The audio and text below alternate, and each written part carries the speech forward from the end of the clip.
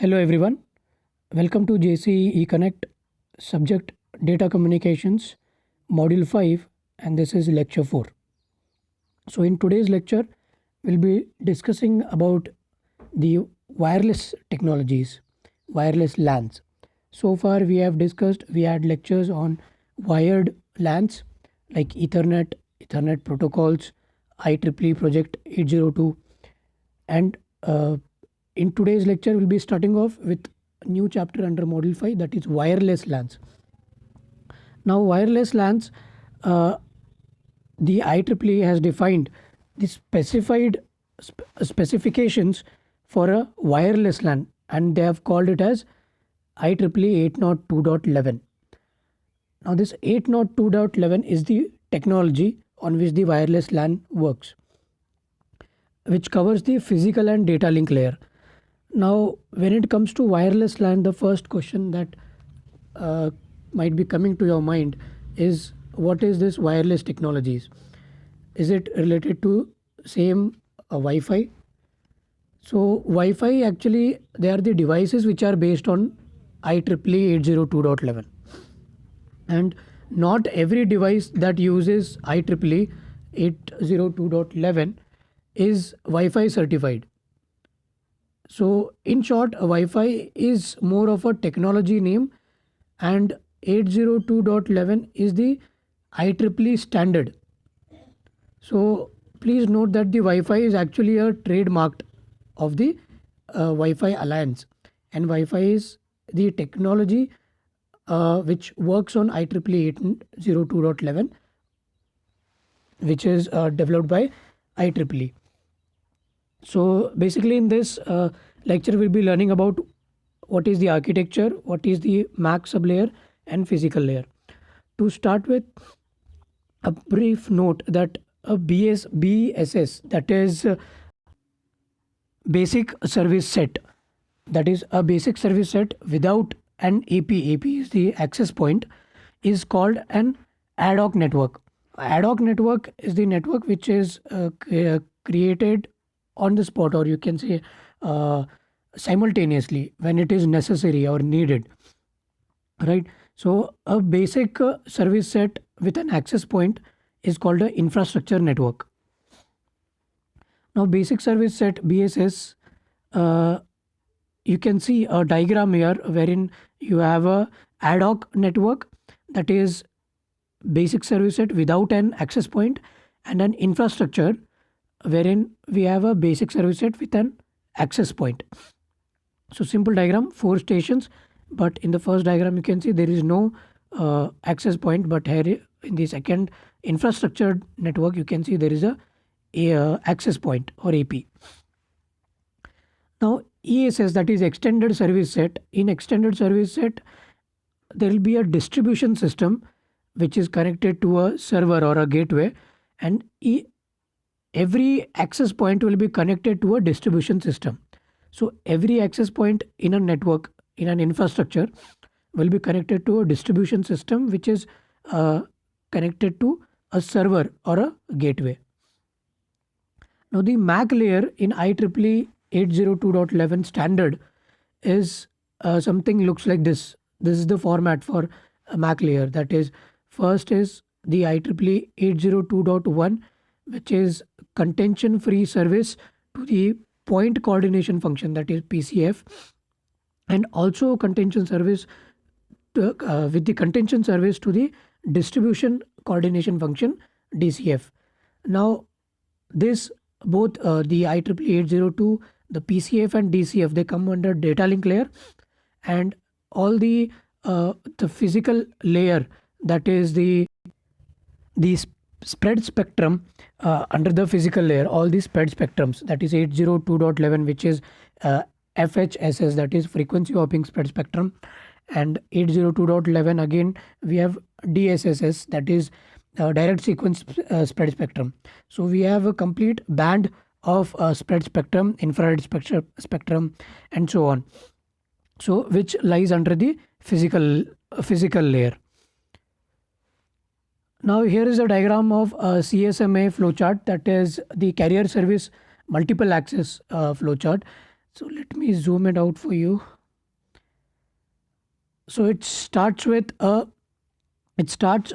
setback of to 0, and with the persistence strategy, then wait to DIFS. DIFS is distributed interframe space, and after it waits in the DIFS, it sends an RTS, that is a request to send, and set a timer. Once the time during the time duration, the CTS is received. CTS is the clear to send is received. That is, once the signal is clear to set to be sent before the timeout. If it is before timeout, it waits in the SIFS, that is short interframe space. If it is not received before the timeout, the CTS is not received before the timeout, then it does directly comes out to increment back out, and acknowledgement is received that the CTS is not received. When the CTS is received, it waits in the SIFS, that is the short interface space, and it sends the frame. After sending the frame, it sets a timer again and acknowledges that whether the it has been received or not before the time is out. If it is received and the acknowledgement is also received, then it is a success. Else, it sends to the increment back off. That increment back off, then increment back off, what it does is it back off the limit. If the back off limit is yes, then it aborts. Otherwise, it again goes back to the that is the set back off time to 0, and again continues with the persistent energy after waiting in the back of time. After waiting in the back of time. Okay, so this is the complete flow chart of the CSMA, that is the carrier sense multiple access. Here is how it goes, the representation of the CSMA and NAV navigation, that at the source, when the DIFS, that is distributed interframe space, sends the RTS request to send to a SIFS, that is short interface space, and after it received, its SIFS sends the clear to send signal to source. Again, when the SIFS is received at the source, the data is sent to destination, and once the data is sent to the destination, the SIFS again acknowledges back the signal that the data has been received and the package has been delivered. Okay, so and this is the diagram how it looks like when all the other stations have no carrier sensing. Fine.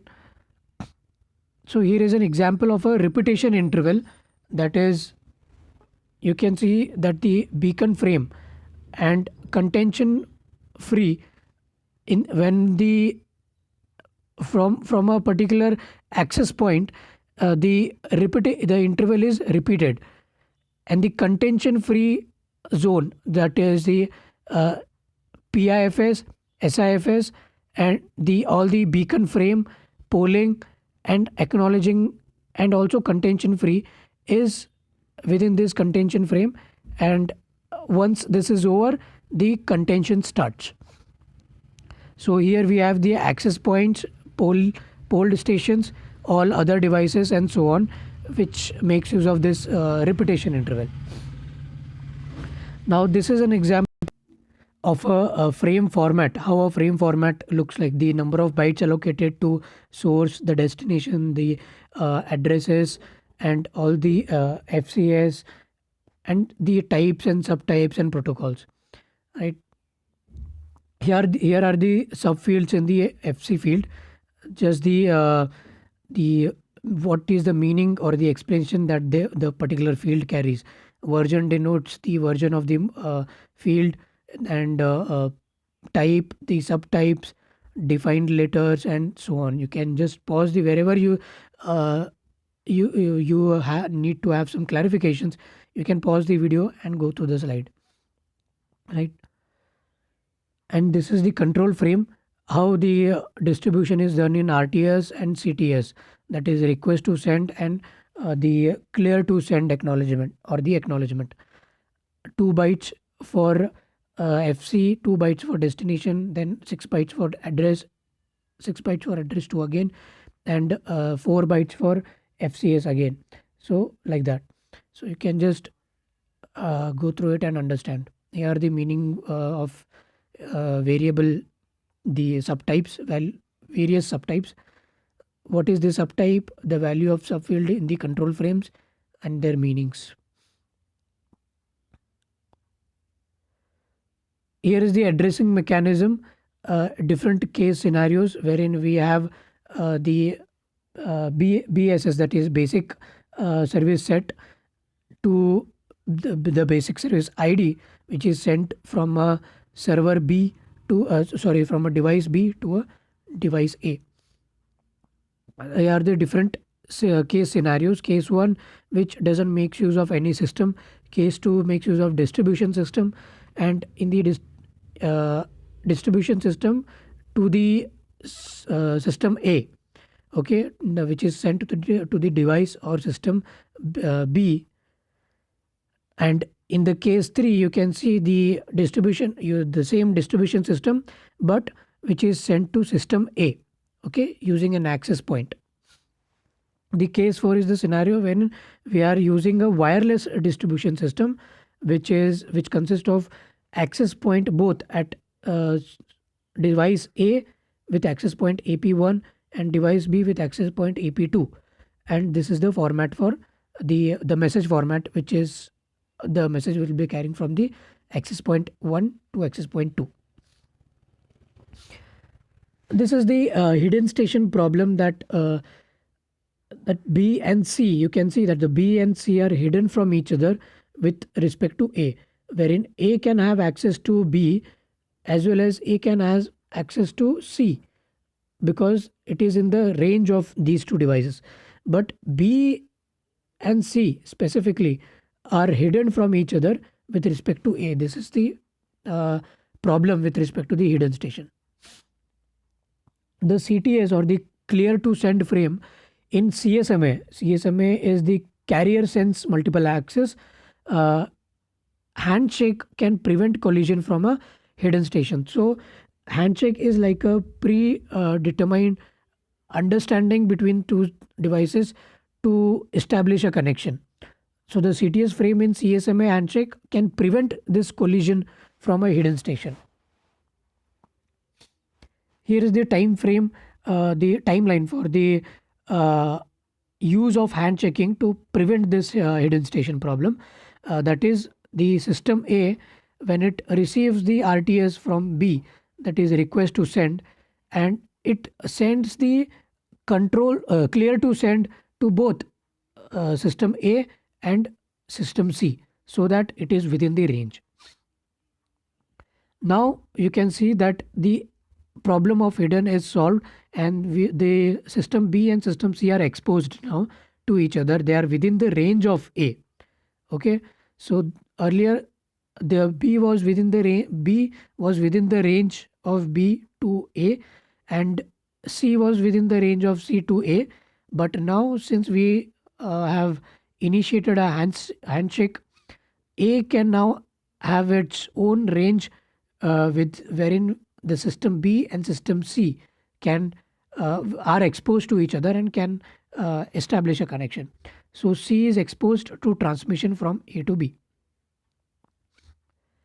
So this is the timeline, how it looks for a handshaking is exposed station. Okay, so it is self-explanatory that the C is exposed to A's transmission now, and B sends RTS, A sends RTS to B and C, then B sends the CTS, that is clear to send, and once it sends the clear to send, the A sends the data to both B and A, and C then system C then sends a request to send to A and also to D, and receives the data. And at this point, the system C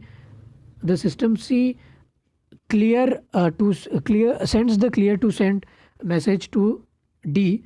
The D sends the clear to send message to C, and here is where the collision happens. Right. So this is how use of handshaking in exposed system looks like. These are the physical layer, the techniques, the band modulation, and the rate at which the different technologies, the IEEE platform works. Industrial, specific, and medical, that is ISM, is a band, and the band has various frequencies. You can see here that is from 902 megahertz to 5.85 gigahertz. Right, so that is industrial, specific, and medical band, ISM band.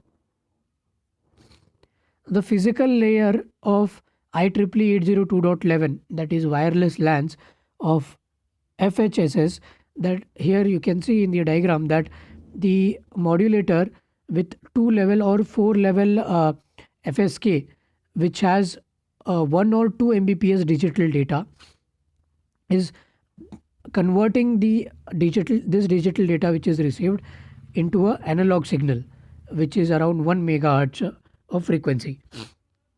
Now, in this process, the modulator, the pseudo random sequence sends the data to the frequency synthesizer, and synthesizer then again sends that converted frequency to the FSK, the modulator, and then ultimately it is converted to a analog signal which is around 1 megahertz of frequency. This is the physical layer of IEEE 802.11 DSSS. The earlier one was for FSSS, and this is for DSSS. Right. So this diagram, that is the spread spectrum for the distributed spread spectrum, or the direct sequence spread spectrum, DSSS. So here again the digital data of 1 or 2 Mbps is sent to a 11 chip Barker sequence, which gives the signal to 11 or 22 Mbps, because when 11 chip sequence with 1 Mbps, it gives you 11 Mbps, and 11 chip sequence with 2 Mbps gives you 22 Mbps. And the modulator, that is BPSK and or QPSK, gives you the analog signal of around 11 megahertz of frequency. Now for infrared, the physical layer of IEEE 802.11 infrared takes the same digital data of around 1 to 2 Mbps. The encoder, which is 4 to 16 or 2 to 4, sends the data to the modulator, which is a pulse position modulation, and ultimately using the pulse code modulation, it converts it to a analog signal. This is the physical layer of IEEE 802.11b, and here again, if 1.5 or 11 Mbps digital data, which comes to the ratio of 1:4 or 1:8, then again separated, that is bitwise. If it is 2 bits and it has to be sent to QPSK here, and when it is 2 bits or 6 bits with 5.5 Mbps or 11 Mbps, it is sent to CCK selector, and the selector, which again in turn sends it to the modulator, which is QPSK, and the modulator converts it back to the analog signal, right, with the frequency of around 11 megahertz. So this was all about all the physical layers we have discussed. And if you have any query, any doubt, you can ask me in the comment section down below, or you can post it in the group, so that if anybody else has the same doubt, they also get the clarification for that. And you can pause the slides, pause the video and refer the slide wherever needed, and understand the factor. Okay, so that's all for today's lecture. If you have any doubts, again you can comment down below, and the query will be addressed. Thank you. That's all for today's lecture. Thank you.